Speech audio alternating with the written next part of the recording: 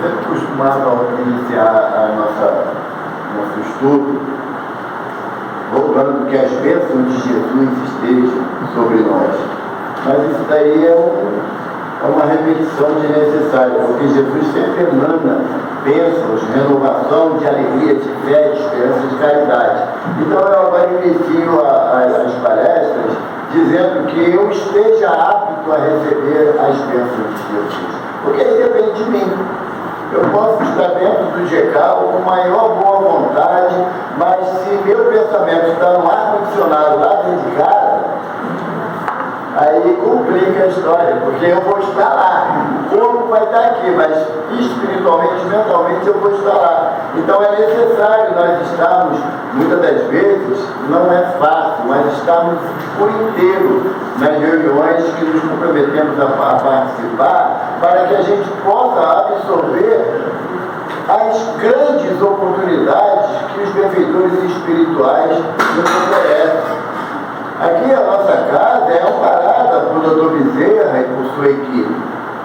E aí, sentado ali o meu quase xará falando, eu lembrei de uma história de Dr. Bezerra, ainda encarnado, quando a Federação Espírita Brasileira funcionava na Rua da Assembleia, na casa de Augusto Elias, antes da sede histórica, porque a sede histórica Dr. Bezerra não conheceu, aquela da Avenida Bastos 30, Dr. Bezerra não conheceu aquela sede encarnada, porque ele desencarna em 1900 e a sede ela é adquirida em 1910. Então eram feitas as reuniões da Federação Espírita Brasileira na casa de Augusto Elias, que é o fundador do Reformador, que agora, dia 1º de janeiro, completou mais um aniversário. E terminada a reunião daquela noite, estavam na calçada da Rua da Assembleia, Dr. Bezerra, o Marechal Everton de Castro, o Major Viana de Carvalho, Dr. Dias da Cruz, o Augusto Elias, e estavam confabulando, porque graças a Deus o espírita não tem pressa de ir embora quando termina a reunião, né? Às vezes o dirigente quer fechar a casa e fica aquela conversa que não acaba, porque nos sentimos bem dentro da casa.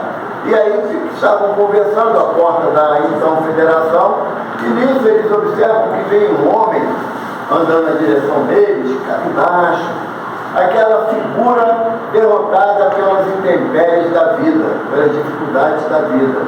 E quando ele chega próximo do grupo, vencendo a barreira absurda do orgulho e da vaidade, ele fala: senhores, me perdoem a interrupção, a petulância de interromper a conversa de homens tão distintos, que era muito comum esse tipo de linguajar à época. Mas é que eu moro no Morro da Providência, atrás da onde hoje é a rodoviária, ali a Central do Brasil, ali era o início do Morro da Providência, que hoje é comumente chamado de Comunidade da Providência. E eu saí de casa às 6 horas da manhã em busca de uma ocupação e não consegui. Estou retornando como saí, de mãos abanando. E minha esposa e meus 5 filhos, eu nada deixei para eles comer. E sei que chegarei em casa também com nada na mão.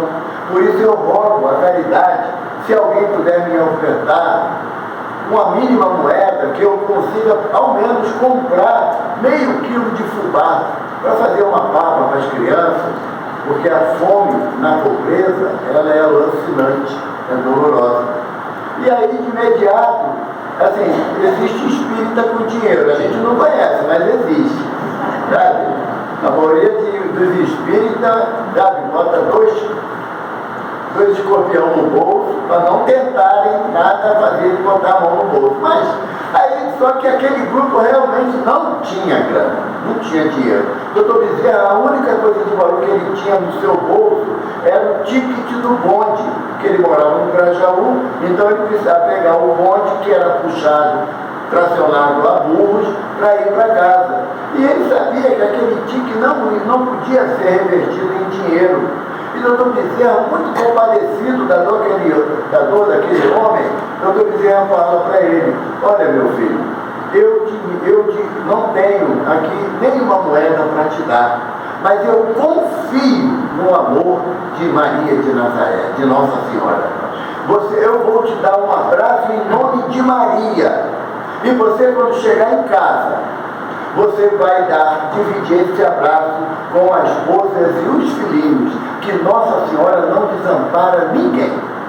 E o homem, contrafeito, porque o objetivo dele não foi atendido, mas agradeceu o abraço e seguiu a sua jornada. Passaram-se 4 meses, estava o grupo novamente naquele mesmo lugar, e veio novamente um homem, mais postado, já tinha condição de ter um terno, um chapéu, que o homem de bem tinha que ter um chapéu, e chegou próximo ao grupo, olhando para o Dr. Bezerra, aqueles olhos azuis que encantam a gente, ao mesmo tempo nos deixa preocupados de saber o que ele está vendo na gente, né? Tem aquela preocupação, o espírito faltoso fica assim, ele está vendo o que eu pensei ontem. Ele estava pertinho de mim, quando eu pisei na bola. Ai, meu Deus. Aí o homem olhou para o doutor Bezerra e falou assim: eu queria lhe devolver um bem que o senhor me deu. O doutor Bezerra, não. A partir do momento que eu lhe dei algo, aquilo não me pertence mais. Logo, eu não preciso da devolução. Olha que lição para a gente, que quando dá um dinheiro para alguém, para ajudar na dificuldade, a gente acha que a pessoa tem que ser grata para a gente a vida toda, pela ajuda que fez em uma única vez. O doutor Bezerra ensinou para ele: se eu lhe dei algo, é seu, faço bom uso. João, isso me dá um nervoso, sabe?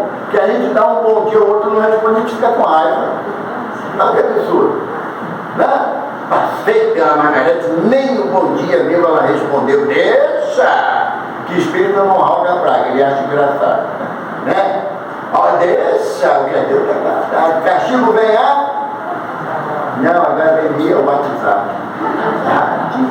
Sabe, a consequência da nossa fala, dos nossos pensamentos, dos nossos desejos íntimos, eles são imediatos. Não fica aguardando não, né, Marisa? A gente sabe disso, né? Então aí o doutor Bezerra olhou para o homem, disse: não é necessário, e o homem falou: há 4 meses atrás eu passei aqui nessa rua, nesse horário, e disse aos senhores a minha dificuldade. E muito entristecido que eu vi os olhares de vocês, de não poder me ajudar, o senhor, que ele não sabia o nome, me deu um abraço em nome de Maria. Eu fui embora com a barriga roncando, mas o coração aquecido. E chegando próximo já à minha residência, tem uma mercearia, aonde um senhor português era dono, e constantemente eu passava por ali e nunca tive coragem de pedir a ele um copo de fubá. Mas naquela noite, eu passando, eu vi que ele estava jogando água, lavando o salão, e eu pedi a ele: pelo amor de Deus, deixe eu lavar o salão para o senhor, e se o senhor me der uma cuia de fubá, é o pagamento que eu aceito para poder alimentar meus filhos. E o português olhou para ele, um certo bem desconfiado: quer trabalhar mesmo? Ele: não, eu não quero, eu preciso. Então vem cá. Levou ele nos fundos da mercearia, um depósito com várias sacas de cereais. Ele falou: enquanto eu estou lavando lá, você arruma esse depósito aqui para mim. Se você arrumar direito, eu te dou o que você me pediu. E o homem começou a lavar a mercearia com mais cadência, sem aquela pressa natural. E passaram-se 2 horas, ele foi lá atrás para ver o serviço do homem. Olha, Jorge, estava um brinco no depósito, tudo organizado por especiaria. Alguns ele conseguiu com um carvão escrever o nome na prateleira, quem que era, uma organização primorosa. E o senhor, dono da mercearia, olhou e falou: poxa, que trabalho bem feito. Olha, o que você me pediu está lá no balcão. Você pode pegar e sair pela porta lateral, que eu já fechei tudo. Quando o homem chegou à frente da loja, da mercearia, tinha um caixote de madeira com fubá, feijão, arroz, um pedaço de banha, um pouco de carne seca. E aí o homem falou para ele: essa noite Maria tocou meu coração. E eu decidi separar esse mimo para você. O homem caiu de joelhos, chorando, agradecendo a Nossa Senhora, e eu lembrei do abraço que o Senhor me deu em nome de Deus. E eu fui para casa. Quando eu cheguei em casa, a esposa desalentada, as crianças dormindo de fraqueza, a esposa ansiosa por tudo que eu levei, preparou rapidamente uma alimentação, acordou os meninos, que eles ficaram eufóricos por poder comer algo substancioso. E no dia seguinte eu fui agradecer ao homem a bênção, porque ele abria a loja dele muito cedo. E o homem falou: eu prometi a Nossa Senhora que se você voltasse, eu te daria trabalho. E ele começou a trabalhar como auxiliar do homem naquele armazém. E passado 2 meses ele trabalhando religiosamente, fazendo tudo que era mandado, o patrão diz para ele: eu estou abrindo uma loja em Copacabana, você quer trabalhar lá como meu gerente? Olha a responsabilidade, você vai ter que abrir e fechar a loja, fazer todas as anotações que naquela época tinha confiança de vender no caderninho, lembra disso? Né? Um caderninho.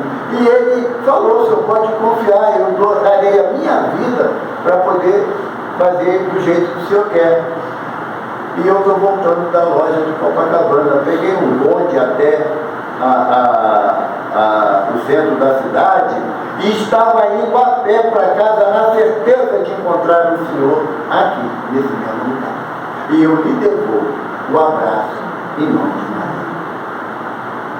E a gente muitas das vezes recusa a oportunidade de dar um abraço na nossa esposa, no nosso marido, nos nossos filhos, nos nossos irmãos dentro da nossa. A nossa casa, lá em Jacarepaguá, centro espírita, a Casa do Caminho, Chico Xavier, lá é uma encrenca, sabe? João viu lá, sabe, né, gente? Chegou lá, tu vai ser abraçado, querendo ou não, gostando ou não, vai ser abraçado, porque o pessoal é igual uma aranha, sabe? Segura assim, todo mundo assim, e você quer sair não consegue, sabe? Por quê? Porque nós entendemos que muitas das vezes um abraço vale mais do que um dinheiro, vale mais do que um passe, porque o passe é intencional, o abraço é um passe do coração. Então nós entendemos lá na nossa casa que há uma oportunidade de você receber alguém e demonstrar a alegria que essa pessoa chegou, é um abraço. E assim, baratinho, né? Nós temos um amigo lá, né, o Miguel Laborida, ele, quando ele chegou lá na casa, abraçar ele e o poste era a mesma coisa. Não mexer nem o olho para não dar confiança. Hoje não, está sem vergonha, abraça todo mundo, beija. Por quê? Porque nós não aprendemos a ser fraternos um com o outro, a ter fraternidade com o outro. Porque quem entra daquele portão para dentro é todo mundo necessitado. Quando você entra ali e fala: eu não preciso de nada, aí a espiritualidade fala: traz tudo, que ele precisa de tudo. Ele que ainda não tem noção disso. Que até para que a gente possa reconhecer a nossa dificuldade, nós temos que ter um olhar diferenciado. Porque Jesus fala taxativamente para João, quando Jesus indo para Jerusalém, fala para os discípulos: eu vou para Jerusalém, eu preciso comer essa Páscoa com vocês. Aí os discípulos falaram: nós também vamos, Senhor. Aí Jesus falou assim: mas eu tenho que passar pela Samaria. É como se eu falasse assim para minha esposa, para minhas 2 irmãs que vieram comigo: olha, eu vou para Maricá fazer palestra, eu moro em Jacarepaguá, mas eu tenho que passar em Friburgo primeiro, a pé. Eu sei que eu viria sozinho, e uma das 3 eu queria vir, não tem problema nenhum, mas essa é a proposta de Jesus. E tem mais, sendo que antes de ir para Friburgo, o caminho de Samaria era o caminho da cidade de Deus, perto onde eu moro. Sabe? Manja, Jorge? Lá por dentro da comunidade, sabe? Era a mesma situação para o judeu. E quando aí João e Filipe falam: vamos na frente para preparar a pousada, porque era uma caminhada de 3 dias. Então o hebreu e o árabe, eles não andam à noite. Eles começavam a andar quando o sol nascia e paravam quando o sol declinava. Eles não andavam à noite, que para eles o dia acabava quando o sol declinava. Vamos preparar a pousada para o Senhor.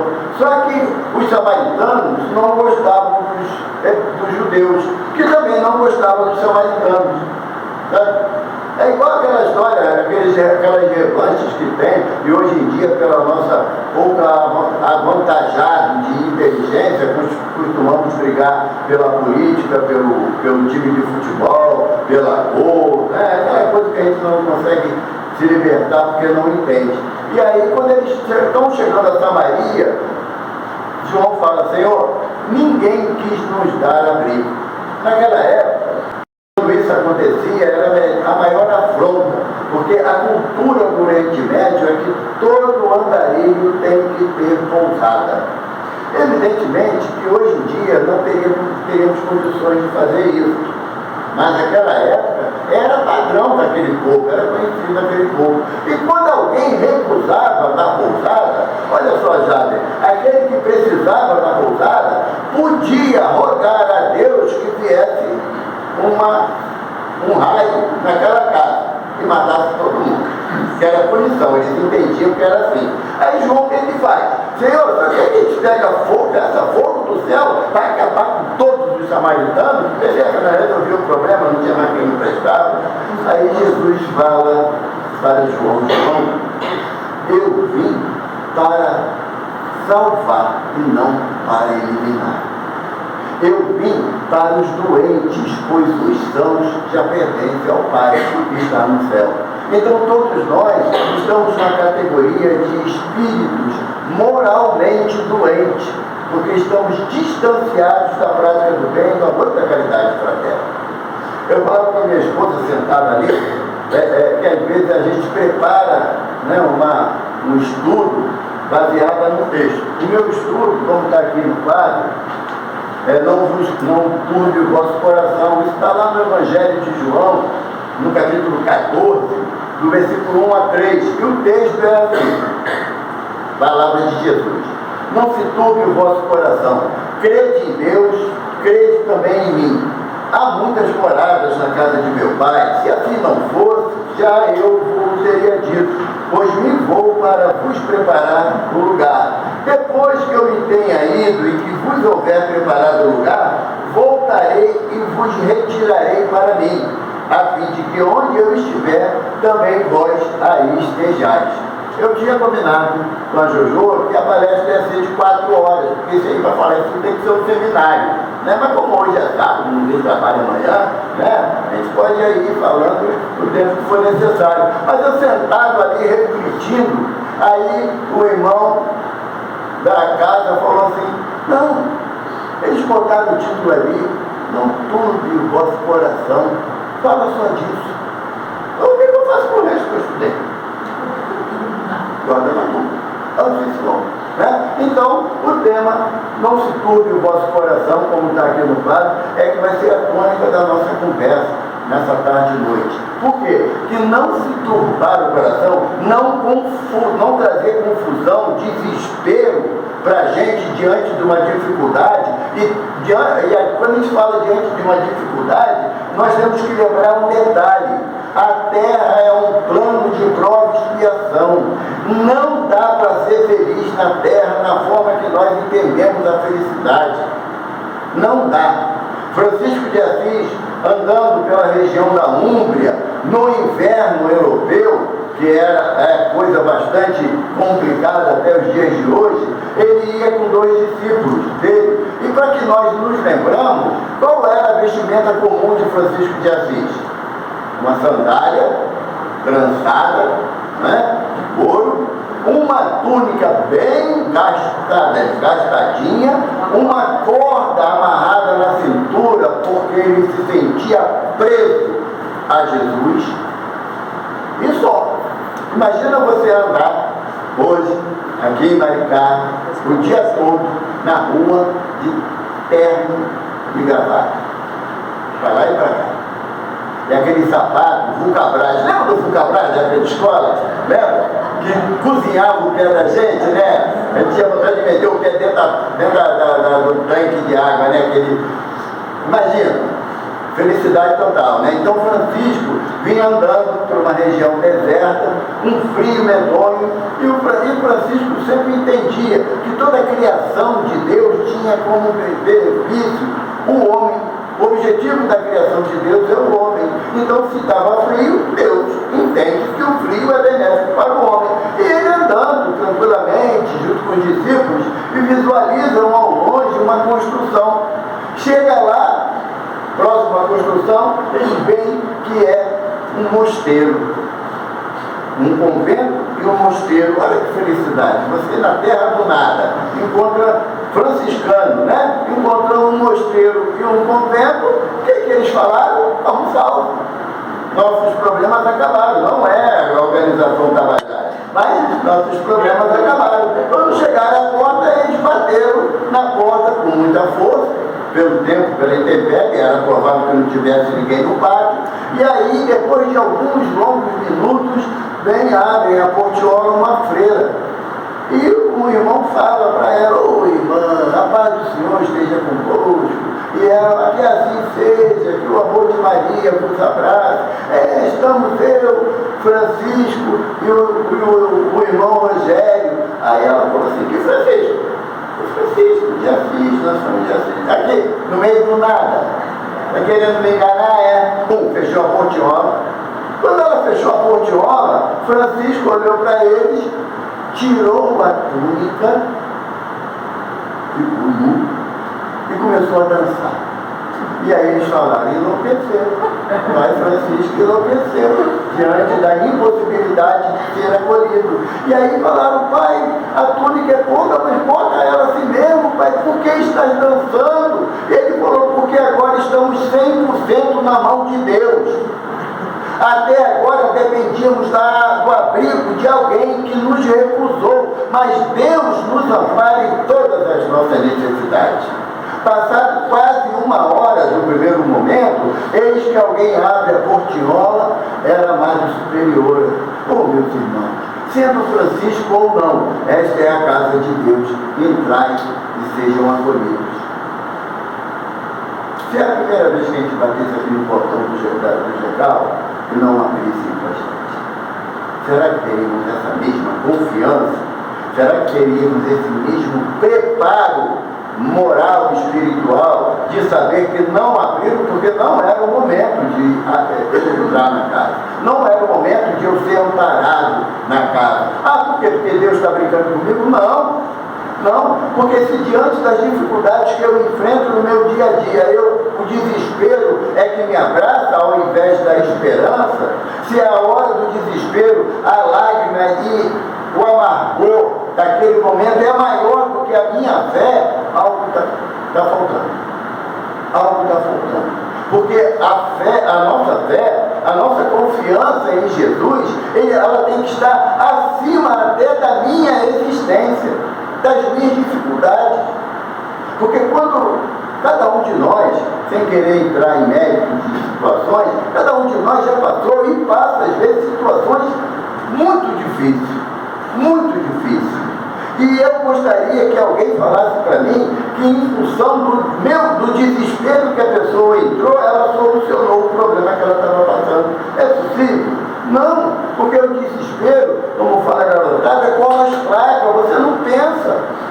Ao contrário, você começa a querer encontrar responsáveis pelo teu desespero, pela dor que você está enfrentando.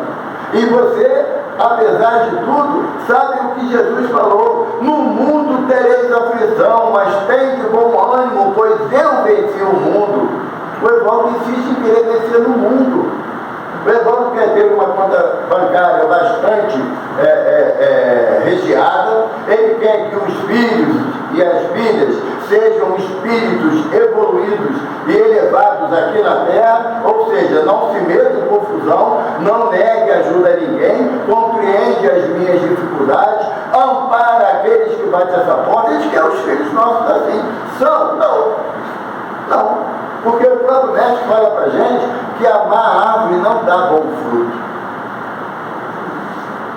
Eu tenho 4 filhas biológicas e um enteado. O pessoal fala assim: as filhas são doces. Eu falei: bora com elas. Não dou 2 dias para descobrir.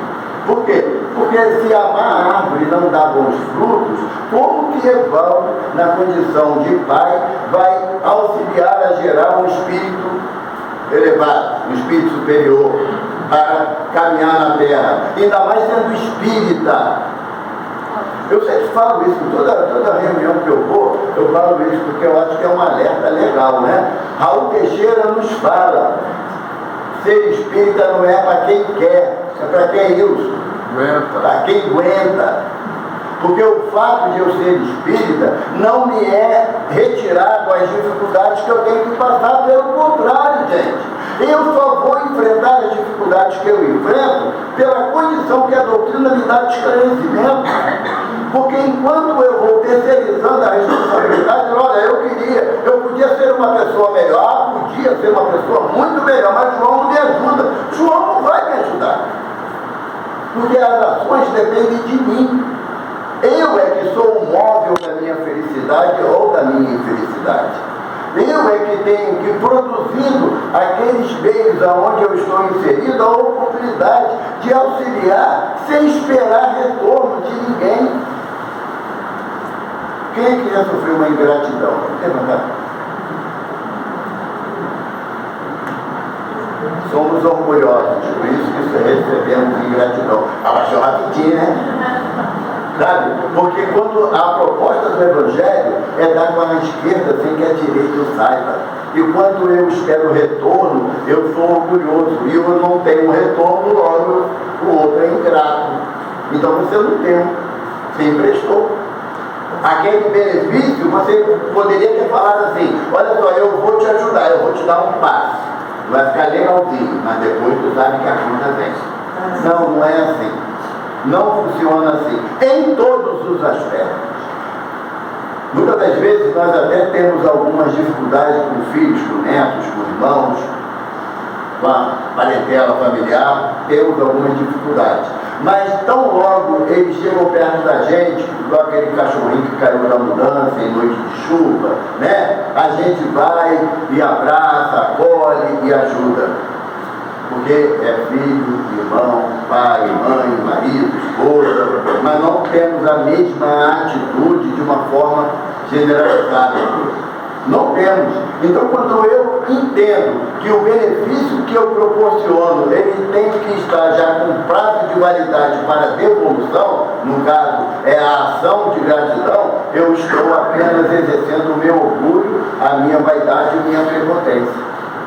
Quando nós estamos aqui no GECAL, reunidos para uma tarefa, nós sabemos que automaticamente liberamos fluidos animalizados que a espiritualidade colhe para auxiliar espíritos que estão em situações de paraplegia espiritual.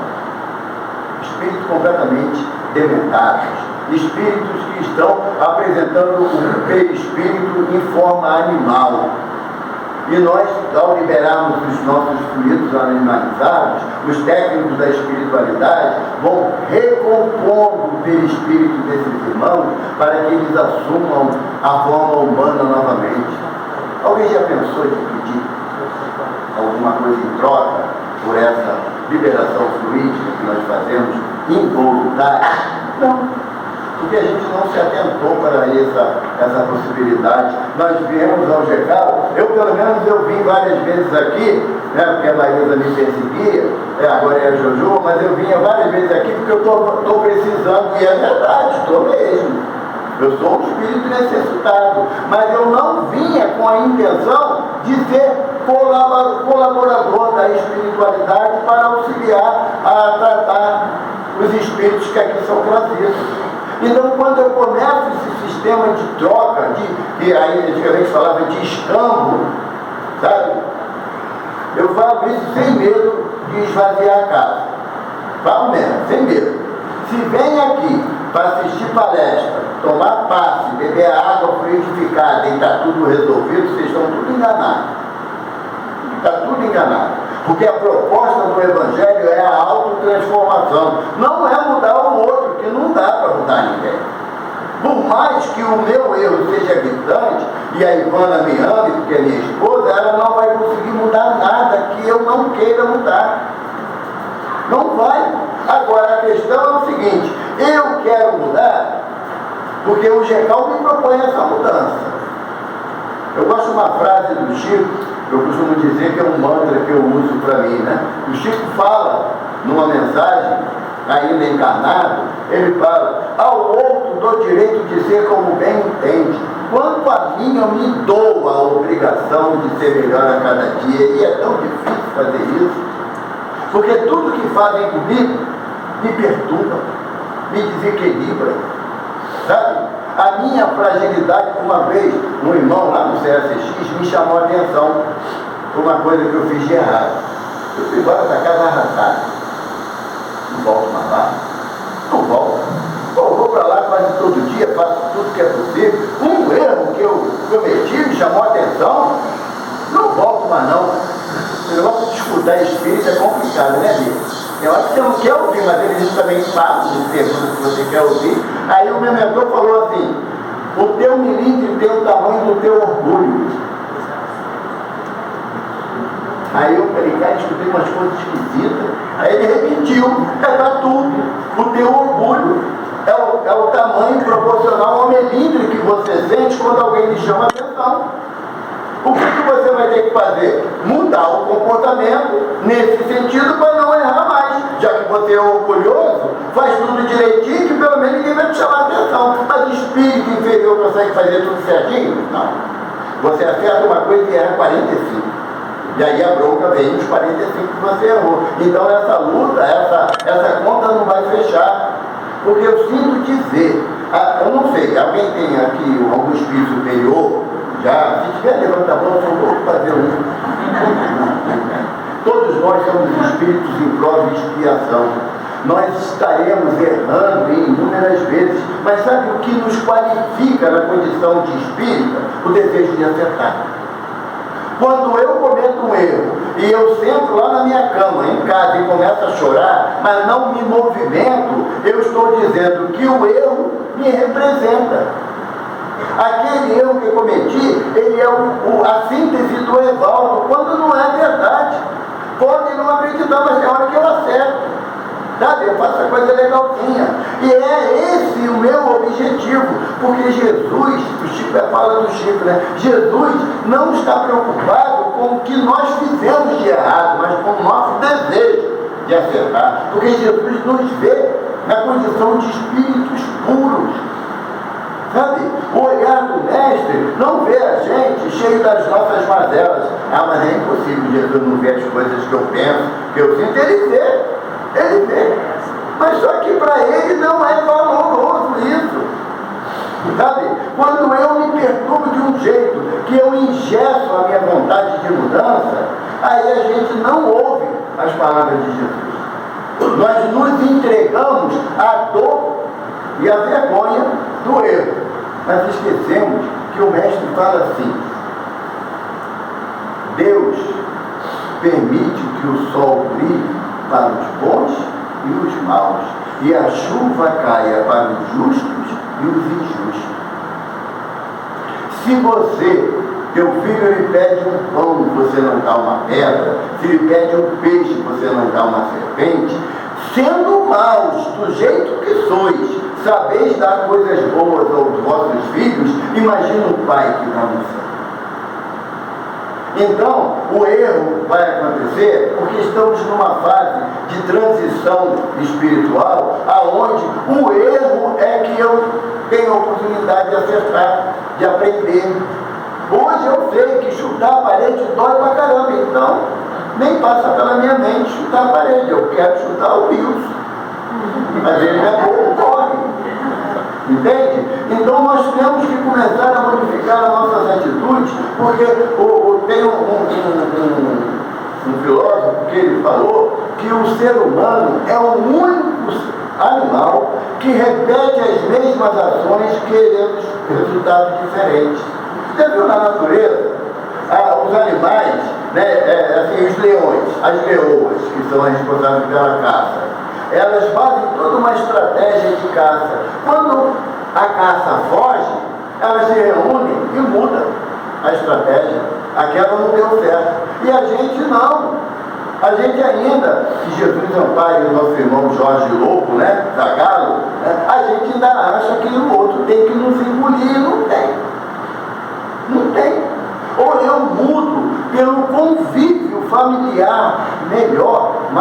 fraterno, aonde eu tenho alegria de voltar para minha casa.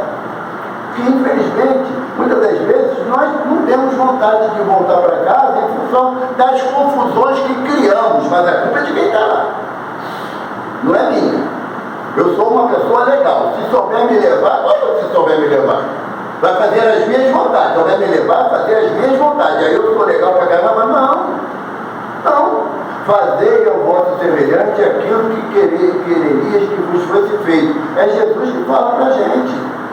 Eu não posso exigir que o estar bem vai depender da minha esposa, dos meus filhos, dos meus netos. Olha só como é que a frase é extremamente egoísta. Minha esposa, meus filhos, meus netos. Por que não são meu esposa, meu marido, nossos filhos, nossos netos? Por que não são? Porque essa ideia do egocentrismo, da posse, e olha que a gente está falando com espíritas, com posses que raia quase a loucura. Minha casa, eu não aceito que faça mutinada dentro da minha casa. Não aceito. Vai ter que desencarnar. Vai ter. Ou melhor, na palavra de Emmanuel, vai ter que morrer. Porque desencarnar é outra situação. Que nós vemos, quem participa de reunião mediúnica, nós vemos espíritos dizendo que na minha gaveta ninguém mexe. Ele está lá, preso dentro de casa, aos seus objetos. E quando eu falo preso, não é só as meninas que têm fama de acumuladora, não. Tem muito homem que acha que a ferramenta que ele tem vai levar para o túmulo. Então é uma condição generalizada do ser humano. João, é para tu mesmo. É para tu mesmo. O jeito que é com ele da culpa. Você bebeu água aí? Não. Olha só a boca vermelha. Eu fiz um seminário de 4 horas na Calota, falando sobre o bem-estar, e ele ainda fica vermelho. Sabe? Nós temos que mudar essa ideia, porque somos espíritas, acreditamos na continuidade da vida, ou seja, a vida não termina no túmulo, sabemos disso perfeitamente. Mas nós não aprendemos a mudar a linguagem, não aprendemos. Essa semana, uma jovem, né, de uma instituição que a gente vai lá aprender um pouquinho com as crianças de lá, que tem quadros neurológicos graves, ela encerrou a jornada na Terra, né, desencarnou. Aí alguém me ligou e falou assim: tu vai no enterro da Maria? Eu falei: não, eu vou no enterro do corpo da Maria, porque a Maria eu não vou enterrar lá de jeito nenhum. A gente não muda a linguagem, sabe? Aí uma jovem chegou para mim e falou assim: não, porque o meu espírito, não, bebê, tu não tem um espírito, você é um espírito. Sabe? Chega até daqui a pouco a vergonha, quando se fala assim. Sabe? Porque a gente estuda, a casa não oferece cursos, estudos, não oferece. É chato, mais chato é ser ignorante, porque você tem que acreditar em tudo que ele fala. Se a proposta da Casa Espírita de nos oferecer cursos é seguindo a orientação do Evangelho do Espiritismo. O Espírito de verdade fala para nós, lá no capítulo 6, o Cristo Consolador: espíritas, amai-vos, eis o primeiro mandamento. Pula essa parte, a gente não consegue. Já viu que para amar um ou outro é complicado pra caramba, né? A gente já não consegue. Mas instruir-vos podemos, porque é um ato intelectual. O fato de você ler um livro, arquivar as informações ali, é um ato intelectual. Agora, a parte do amor é aplicar aquilo que você leu, aqueles conceitos que você leu, você lê Paulo Estevam, chora pra caramba, mas não muda uma vírgula no teu proceder. Aí você depois diz que está perturbado, porque o mundo, que nem está lá, né, no Evangelho, Jesus fala: o mundo jaz no maligno. E como é que está falando? O mundo ainda não aceitou Jesus como guia modelo, opta sempre pela prática do mal. O irmão foi preso porque assassinou a mulher, os filhos e o vizinho. Tem que morrer também. No Brasil não tem pena de morte, que absurdo. Espírita falar isso? Espírita falar isso? Chico muito doente, estava com quase 90 anos. E o Chico, eu gosto de falar isso, porque para poder tirar um pouquinho aquela imagem do Chico de santo, né? Chico tinha 2 esposas. E aí, não satisfeito, arrumou um amante. O mineiro era irritado. E aí um dia ele estava lá cheio de dor, lá na cama, naquela posição fetal, né, quando a gente está com muita dor, a gente encolhe o corpo, e Emmanuel chegou e falou: o que é, Chico? Ele falou: seu Emmanuel, você não está vendo que as meninas estão brigando? Porque uma esposa era angina, a outra era o glaucoma, e a amante era o nervo ciático que estava inflamado. E ele falou: seu Emmanuel, hoje elas estão brigando muito, estão uma confusão. Aí o Emmanuel falou assim: Chico, está difícil, né, meu filho? Ele falou: está muito. Quer ir para a cruz, Chico? Ele: não, senhor, então não reclama. Jesus, que nada merecia, foi para a cruz, por amor de nós. Aí o Chico falou para ele: seu Emmanuel, eu não aguento o peso de um lápis para receber uma mensagem. Quando a pessoa fala comigo, tem que falar bem alto, que eu estou escutando mal. E eu, quando falo, a pessoa tem que botar a orelha até na minha boca, que a voz está muito fraca. Não fico para mais nada, senhor. Ela falou: não fale uma blasfêmia dessa. Enquanto você puder fazer uma prece por alguém que está em sofrimento, ou alguém que está causando sofrimento, me chamou a atenção essa frase de Emmanuel. Porque eu até penso na prece por aquele que sofreu uma violência, que foi assassinado, ou que morreu num desastre, mas eu não penso naquele que causou o sofrimento. Aí o Emmanuel falou: enquanto você puder fazer uma prece pelo irmão que está causando sofrimento, ou por aquele que sofre, você tem muita utilidade para Deus. E Chico ficou envergonhado, porque ele estava lá confabulando com essa esposa, e chamou o filho adotivo dele, Nivaldo. Todo mundo fala do Eurípides, né, que é dentista, mas eram dois, Nivaldo e Eurípides. Ele falou assim: Nivaldo, meu filho, dá um pulo na banca de jornal, compra um jornal mais baratinho para mim. Ele falou: Chico, mais baratinho? Só tem clipe, Chico, se esforcer sai sangue. Ele falou: meu filho, mas quem sabe vem o nome do assassino, eu posso... A gente está com uma dor de cabeça, a gente entra no quarto, apaga a luz, e ai daquele que se atrever aí lá, para perguntar se a gente quer um remédio. Então, não se turbe o vosso coração, é no sentido de que você, apesar das dificuldades que você enfrenta, você tem um Cristo que zela por você. Você tem uma Maria de Nazaré que está sempre disposta a ouvir as nossas preces e a afagar o nosso coração dentro no ensinamento de que nós iremos suportar. Numa outra oportunidade, Chico passando problemas gravíssimos, físicos, emocionais, na casa espírita, no movimento espírita, porque o Chico foi muito achincalhado no movimento espírita do Brasil pela sua obra mediúnica. Foi tratado como farsante e ilusionista dos mais pobres. E aí ele estava chorando um dia, e Emmanuel se apresenta, e ele fala: Senhor, eu nunca pedi nada ao Senhor, mas o Senhor podia conseguir de Nossa Senhora uma mensagem, uma palavra para acalentar meu coração. Porque quando é o outro que não é do movimento espírita, que fala mal de mim, seu Emmanuel, eu entendo, eles não me conhecem. Mas quando é um irmão espírita que fala mal de mim, dói, Senhor. Aí o irmão falou: Chico, vamos aguardar, porque chegar junto a Maria não é uma tarefa muito fácil.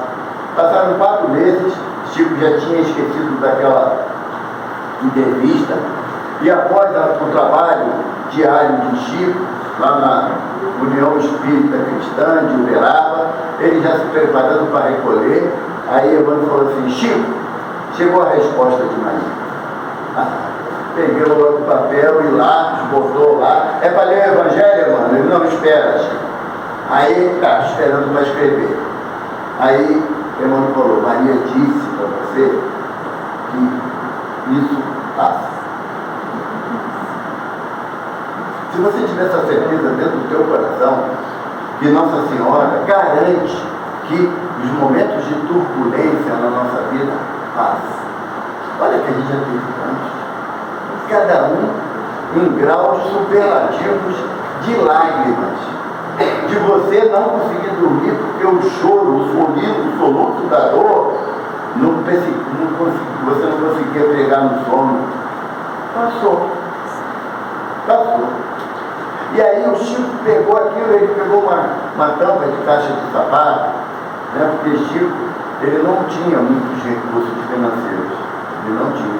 E ele pegou um carvão, porque o fogão da casa dele era lenha, um carvão, ele escreveu, isso passa.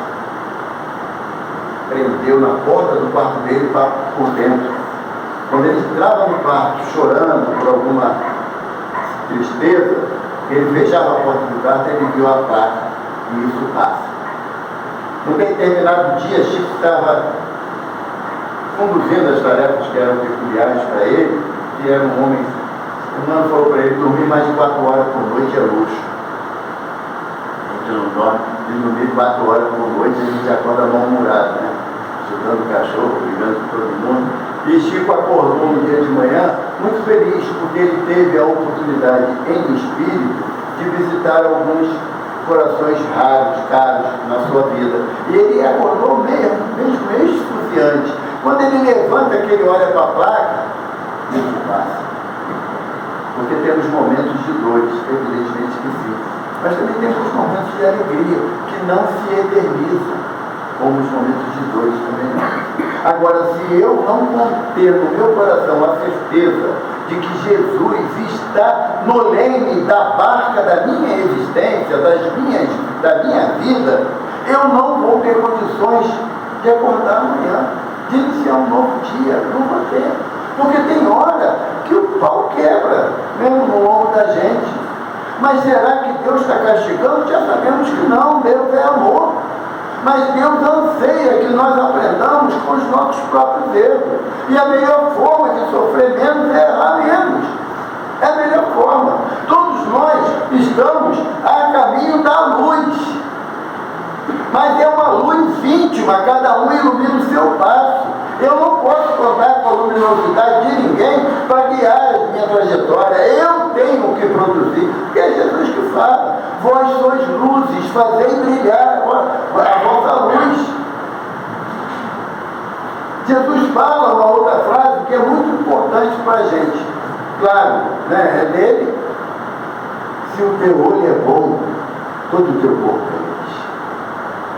E tem hora que o meu olho passou longe da possibilidade de ser bom. Por quê? Porque eu vejo no meu semelhante os erros que ele comete. E as minhas críticas são ácidas. São ácidas. Eu não dou o direito do arrependimento a ninguém, embora Jesus disse que os arrependidos são os que se salvam. Eu não dou. Faz uma vez para mim, é uma vez só que eu não dou chance para a segunda, não. A proposta do Evangelho é perdoar 70 vezes 7. Não é pela vida toda, não. É o mesmo erro naquele dia. Amanhã, domingo, a conta começa zerada. Você tem que começar perdoei uma vez, duas, tá? Até 489, porque 7 vezes 70 é 490. No dia. E aquele erro. Porque senão, as dificuldades que eu vou enfrentar vão me trazer grandes perturbações. E às vezes nós vemos irmãos na nossa casa que eles estão tantos anos, 20, 30 anos dentro da casa espírita, e uma dificuldade desequilibra a tal ponto de ele se afastar da casa. Quando na verdade nós viemos aqui para sermos tratados, não viemos aqui para ser curados de nada. Novamente Chico, não é? Ele numa dor muito grande, ele chega perto de irmão e fala: você não consegue um remedinho? Conhece tanta gente na espiritualidade, você não consegue um remedinho para poder me curar, não, seu irmão? Irmão olhou para Chico e falou com todo carinho, o amor que ele tem: Chico, nós estamos preocupados de tratar você a cura do futuro, para outra existência. Por quê? Porque seu irmão fala que a dor é o prenúncio da cura. Mas a gente quer ser curado, mas não quer sentir dor. Então, a possibilidade que eu tenho de enfrentar as dificuldades da minha existência em qualquer âmbito está associado na minha fé em Jesus. Porque ele afirma: eu estarei convosco até o fim dos tempos. Gente, eu nunca vi um Jesus mentir. fazer proposta que ele não vai cumprir. Então, se eu acredito que estou numa casa que tem a tutela de Bezerra de Menezes, que quem aqui conhece a história do doutor Bezerra sabe que ele não teve momentos de facilidade na vida dele, não. Não teve, não. Depois de um trabalho diário, ele tinha 2 consultórios médicos, 2. Um na Rua da Assembleia e um na Dia da Cruz, ali no Meia. O Dia da Cruz era para atender os pobres. Na Rua da Assembleia ele atendia os ricos. E lá ele podia cobrar. Na Dia da Cruz ele não cobrava de ninguém. E depois de um dia exaustivo de trabalho, chega em casa à noite, e quando ele chega em casa, está a esposa. O doutor Bezerra teve 11 filhos, nos 2 casamentos que ele teve. 11 filhos. 6 desencarnaram em várias idades. 6. Quem tem estrutura emocional para isso? Para sepultar o corpo de um único filho. Chegou em casa, a filha caçula com uma febre resistente. A esposa apavorada, porque já tinha visto desencarnar alguns filhos. E ela virou e falou assim: agora eu não sei mais o que fazer. Já dei banho frio, botei com pressa, nenhum remédio que a gente tem em casa fez efeito. Ele falou: vamos ver. Sentou ao lado da menina, nisso, bate na porta dele. E ele era um sobrado, a casa do doutor era um sobrado. Ele desceu a escada, pediu a mulher para aguardar, era uma senhora, à porta da casa dele, em prantos. Doutor, disseram que o senhor é o médico dos pobres. Meu filho está ardendo em febre.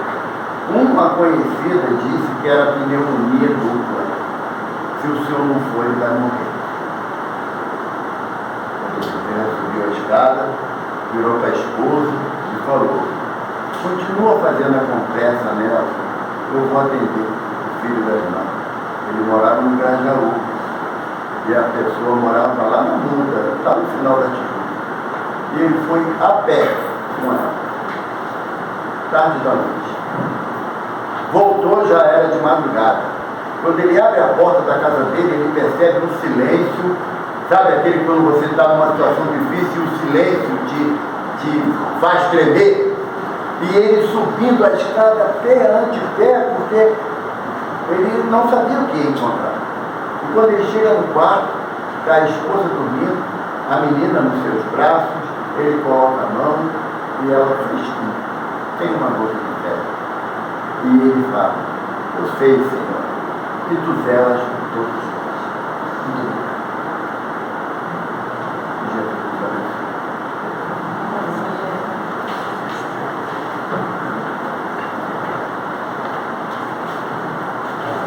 Queremos agradecer, o Paulo agradece muito a presença do Evaldo e passamos agora aos passos.